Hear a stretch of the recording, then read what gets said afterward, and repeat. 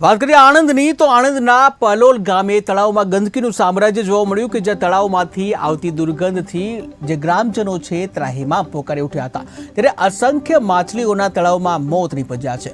જ્યાં ગ્રામજનોમાં રોગચાળો ફેલાવાની ભીતિ છે ત્યારે ગ્રામ પંચાયતમાં નાગરિકોએ કરી લેખિતમાં રજૂઆત।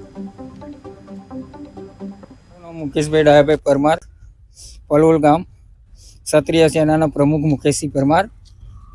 अमरा गाम में पलोल गाम अंदर आ प्रश्न है छेल्ला 15-20 दिवस थी क्या मच्छी मरी जाए छे एनी महक थी लोकोने बीमारीओ जागे छे अने घणी तकलीफ रहेशे।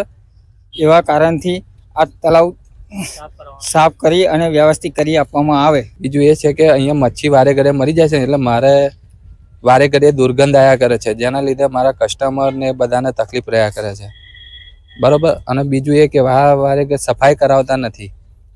तलावनी आजूबाजू में एटली गंदकी है कि बात ज ना पूछाय।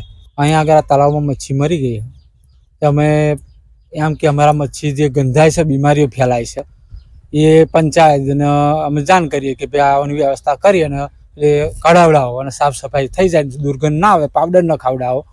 अने आरोग्य खातावाळाने अमे वात करेली कि आ गंधाय एनी माटेनुं ते पेले आरोग्य खाता में जणावेलुं। निराकरण मारुं नाम मुकेशभाई डायाभाई परमार